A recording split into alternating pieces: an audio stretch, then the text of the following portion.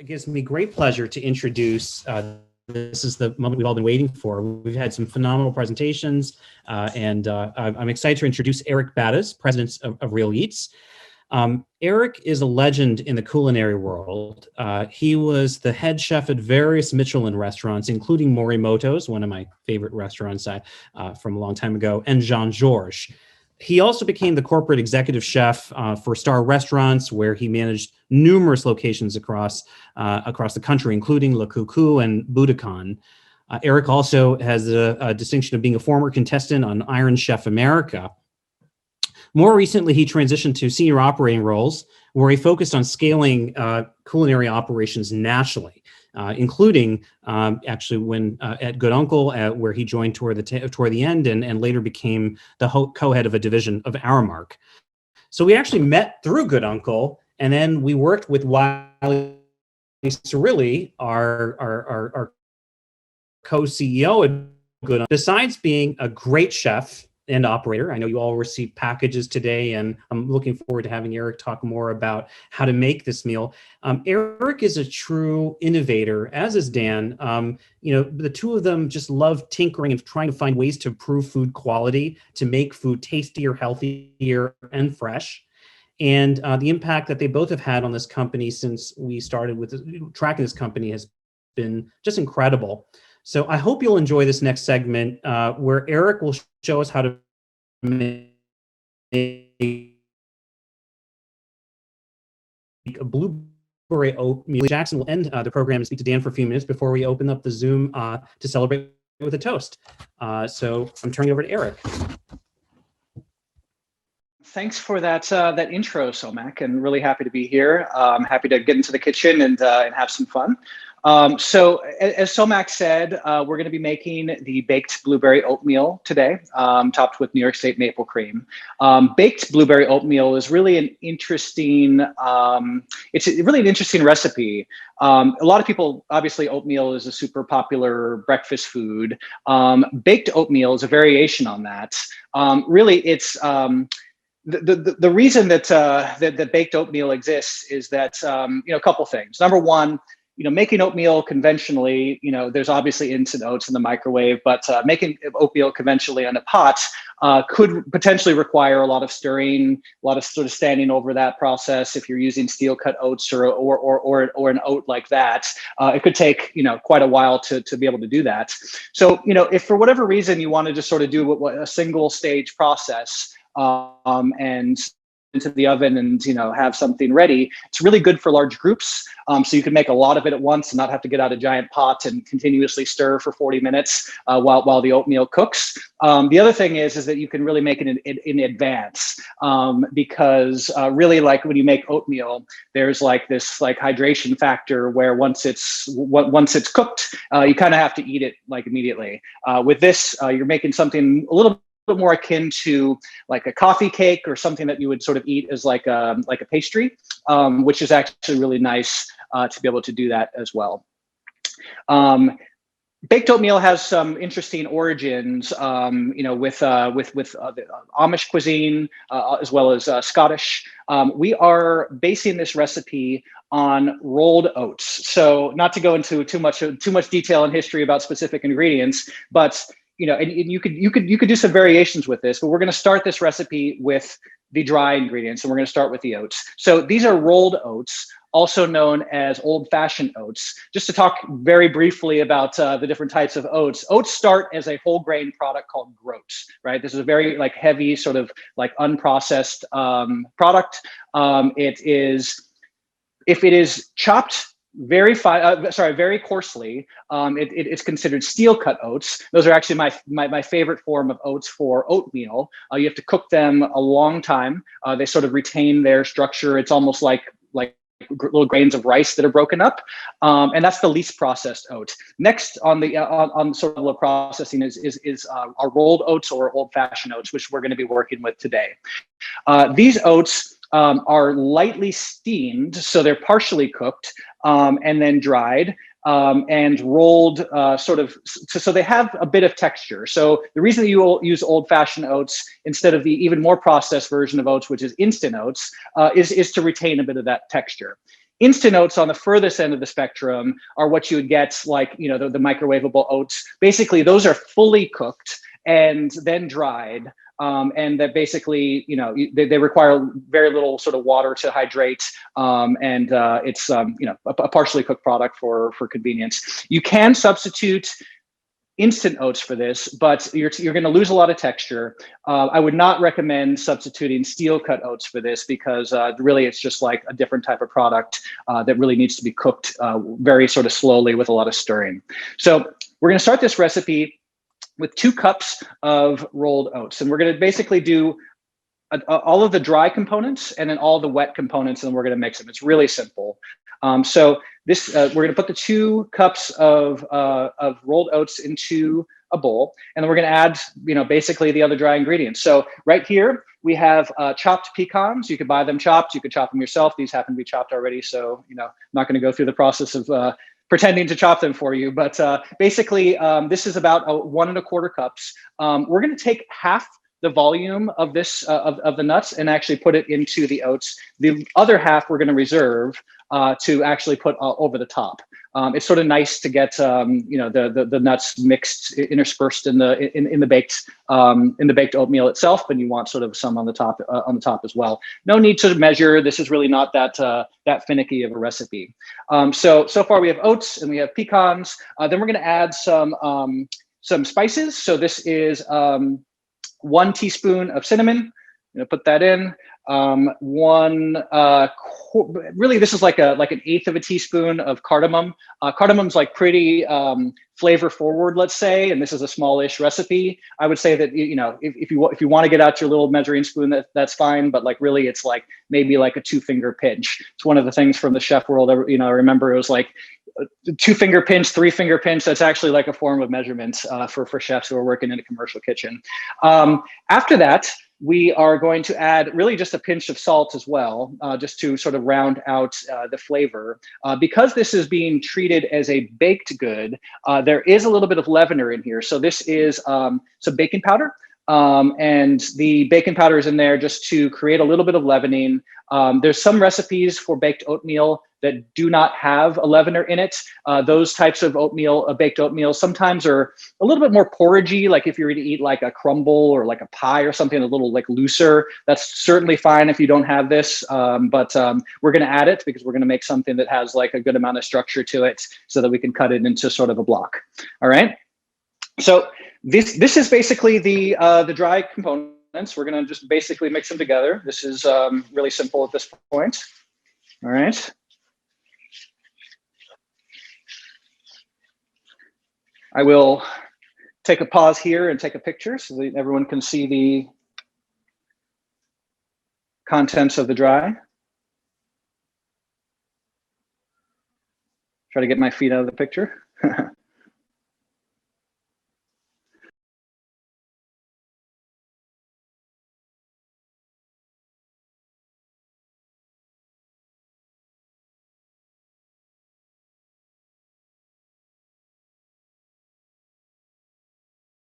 And maybe the wet and dry together at this point. Put it closer. All right, great. So really nothing to it so far. You know, if you'll notice the, you know, this is really just measuring and combining ingredients. And frankly, the proportions don't need to be super precise like you're, you know, making sourdough bread or anything. So I wouldn't really worry too much about it. So we're going to add the wet to the dry. It's just generally easier that way to do that. And then we're going to mix it. So there's a lot of like sort of hydration that's going to happen to the oats through the cooking process. You'll see that it looks extremely sort of wet in the beginning, but you know, it's fine in the end. So we're going to mix these together.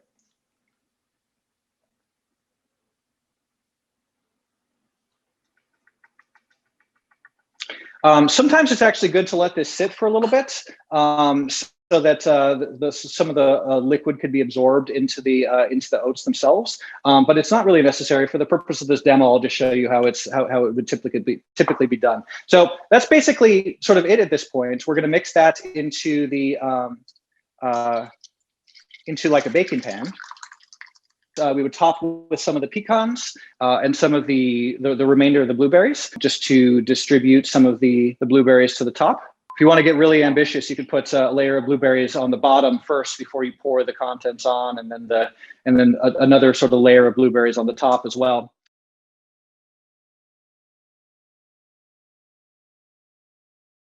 This is a completed baked blueberry oatmeal, yeah, so we cook this in a much larger pan. I cut it down just for sort of demonstration purposes here, but you could see like it has a bit of structure and almost like a sheet cake or something. Yeah, this is basically the end result. So I have a plate here, and so I'll cut us a piece, and we can plate it up. Excuse me.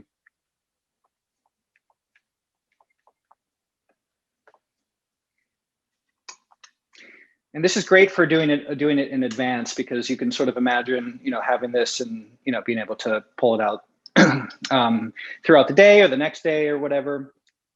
So here it is plated. And really my favorite parts, and I wish I had more to sort of talk to you guys about this, is really the New York State maple cream. So we highlight this product, and part of our brand mission is to source really local, like real high quality ingredients. This is one of those like more special ingredients that I get really excited about. So maple cream is a really interesting product. It's called cream, although it also has the name maple butter, which sometimes is like misleading, because there's maple butter, which is like sometimes perceived as like butter that's like whipped with maple syrup, which is extremely delicious as well, but that's not what this is. So maple cream is really an interesting product. This comes from Wolschlagel's farm in Naples, New York. So this is a Finger Lakes product.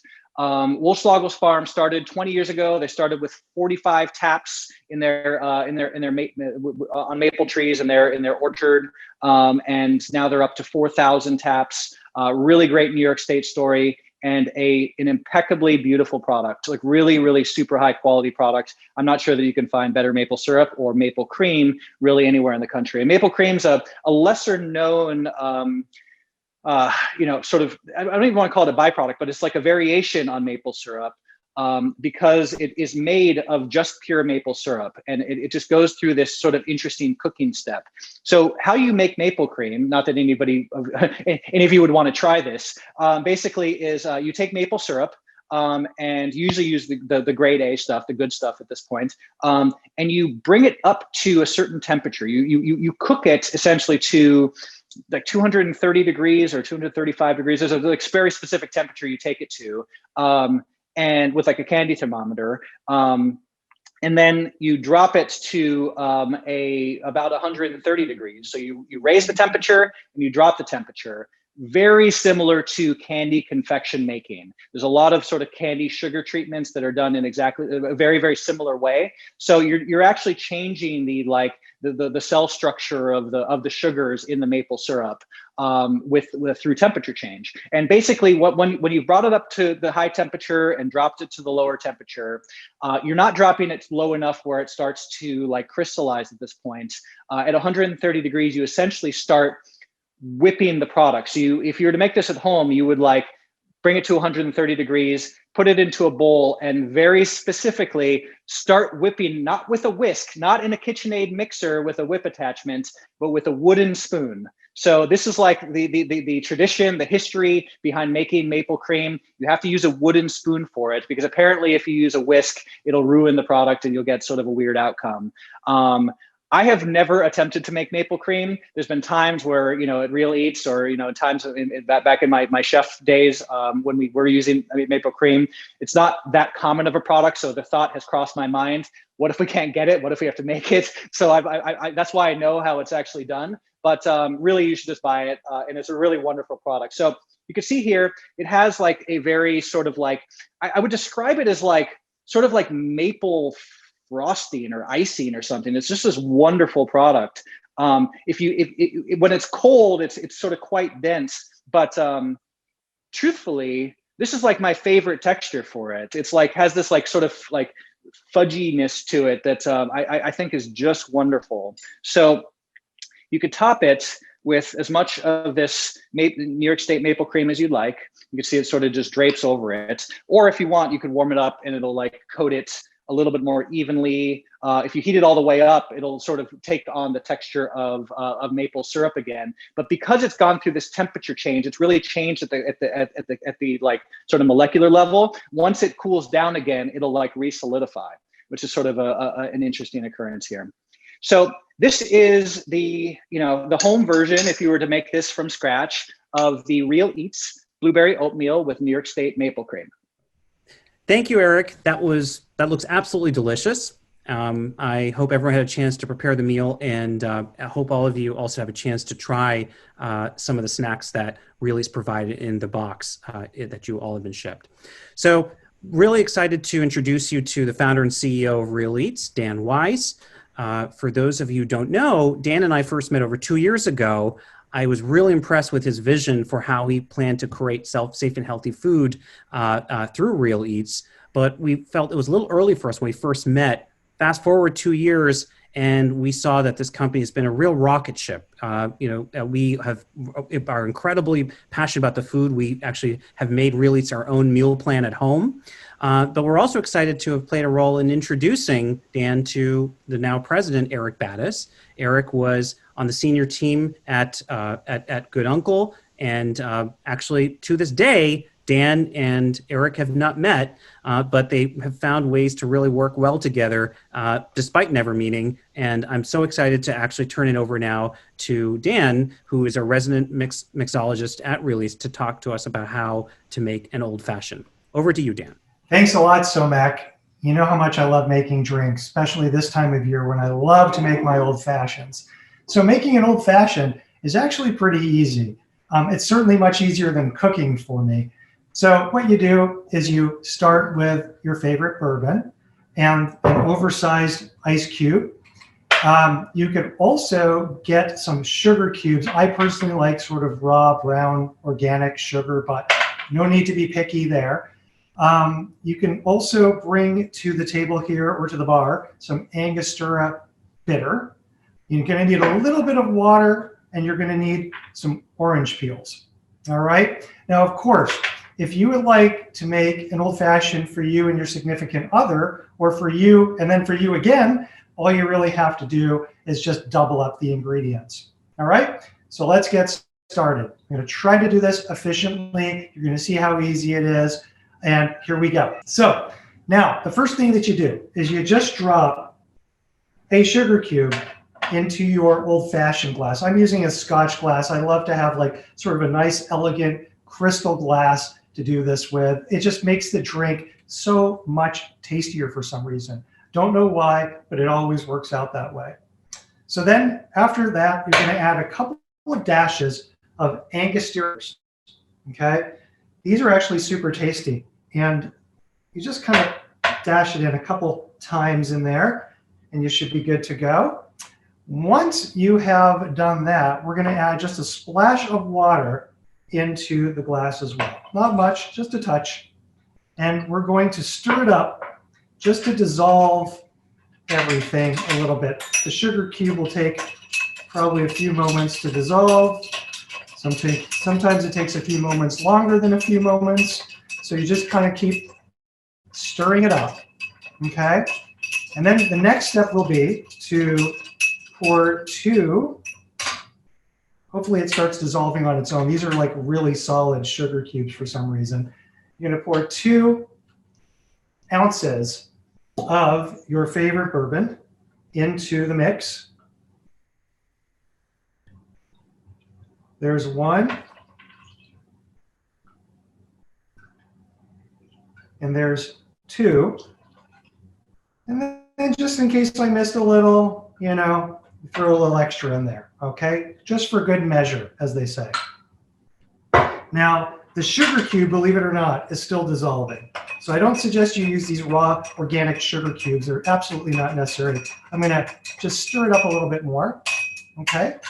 Then it's very simple from here. You grab one of your big ice cubes, put it right in the drink, grab an orange peel like this, drop it in, and voila, an old fashioned. I hope you guys enjoy it. Cheers.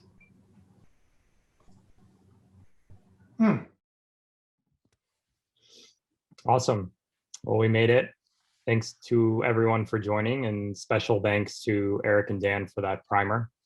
Before we part as a group with a special toast, Dan, do you want to say a few words about the Real Eats value prop, the business, the progress to date, and plans for 2021? Now I can join. I'm There you unlocked. Thanks for having me, everybody. Really appreciate it. I hope everyone enjoyed making the old fashioned. A little word of advice, probably you don't want to have too many of those, but they are very, very tasty.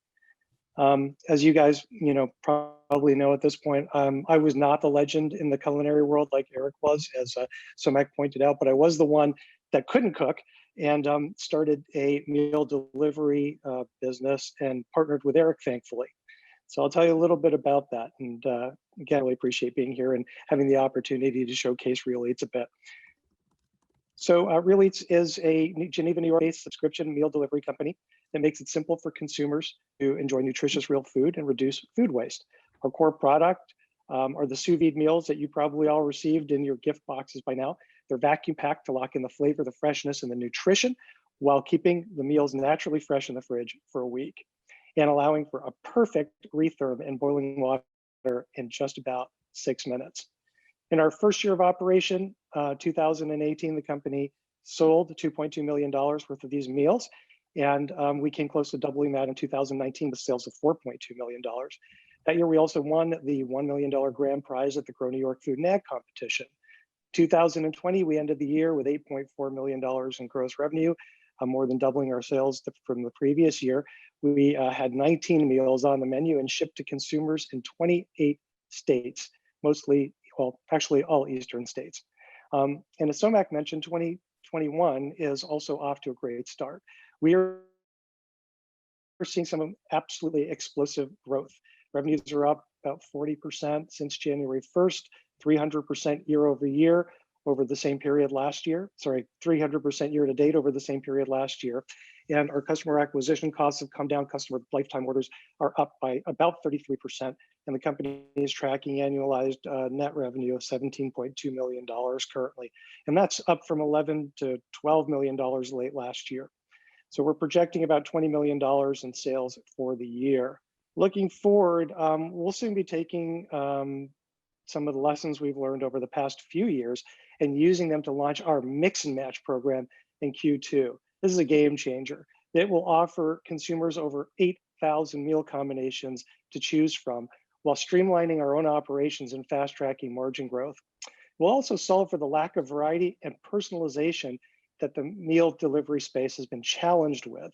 This program will allow Real Eats to make Real Eaters, I should say, Real Eats customers, as we call them, to make in the moment meal decisions, giving them what they want when they want it. And without sous vide, prepared meal competitors just can't do this. They don't have the flexibility that they need, like we do with our sous vide packaging. Our mix and match program will widen the moat around our business. It will keep competitors out. And most importantly, it will keep our customers in. The company is currently raising a $15 million Series A round to launch this program, to grow our footprint in Geneva, and also to expand our distribution to the South and to the West, hopefully with the ambition of soon creating a national brand. The timing in our space, as many of you have probably read about, just couldn't be better, quite frankly. With COVID tailwinds, the prepared meals category is gaining significant momentum at a time when there was already more demand than there was really supply for the business. We're seeing a once-in-a-generation shift in the way that people buy food, and it's all moving to delivered. This, of course, has led to a bunch of transactions recently in our space. Thistle, Cook Unity, and Tavala have all recently raised Series A's and C rounds, respectively. Factor recently sold to HelloFresh for $277 million. and freshly sold to Nestle for $1.5 billion, with 500 million of that being sort of upside on that deal. We are currently in late stage conversations with a number of different, several different lead institutional investors to cap off our round. We're also open to speaking with other investors in the food tech and consumer spaces. So if there's any interest in jumping on board and helping us build a healthier food future, please feel free to reach out to Somac or myself. Thanks again to the ASV team for allowing us to present here today, and just wishing you all well. Thanks so much. Thank you so much, Dan. And let's end with a toast. I know we're just only 8 minutes behind. I'm sorry for being a little bit delayed. We just had so many incredible speakers. You all did such an awesome job. So to end with, I just wanted to do a toast. So please, let's open up the Zoom to include everyone that's left here. I think some people already started their drinking a little earlier. And let's actually raise a glass to toast to our entire ASV community. I really want to thank, from the bottom of my heart, all the CEOs and all of our investors who really make our job so worthwhile. We really have, as a country, as the world overall, we've just had such a tough year. But we're seeing the light at the end of the tunnel. And the one thing that really keeps all of us going at ASV is the passion and optimism all of you have for backing and scaling great businesses that are completely transforming this region. So I wanted to wish that 2021 can be a safe, happy, and healthy year for all of us. So cheers, and hope everyone has their glasses ready. Thank you so much. And I hope we'll stay on for a minute or two, but thank you so much for giving us the time today and for allowing us to show off our companies. And thanks also to all the speakers today. Cheers.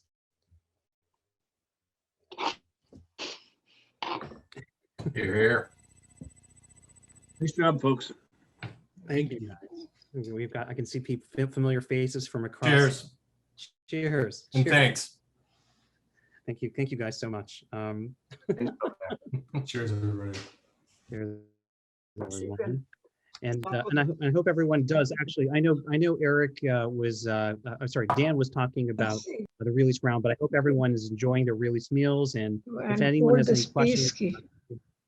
Okay, I meant to say is if anyone, I guess the 1/4 of a drink is already kicking in. No, what I was saying is that if anyone has any questions about anything that we covered today, don't hesitate to reach out, somac@armorysv.com. So I hope you guys continue enjoying your drinks and enjoying your release meals, and thank you again for joining us. Yes, 2021. thank Nice you. job, Somac. Yes, great Thank you, presentation. guys. Be safe, All right, folks. bye-bye. We'll be safe. I'm proud of you. I'm proud to be your mother. And you say that you're proud to be his mother-in-law. Yes, very proud. Wish Somac was still here. Excellent presentation. We should record this for him. My daughter-in-law. I don't see my daughter-in-law. Oh, here.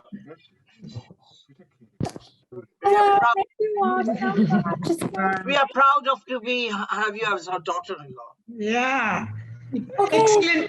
Thank you very much. Presentation. We're going to conclude in just a few seconds. So Thank thank you guys. Take care. Excellent presentation. Bye-bye. Bye-bye. जल्दी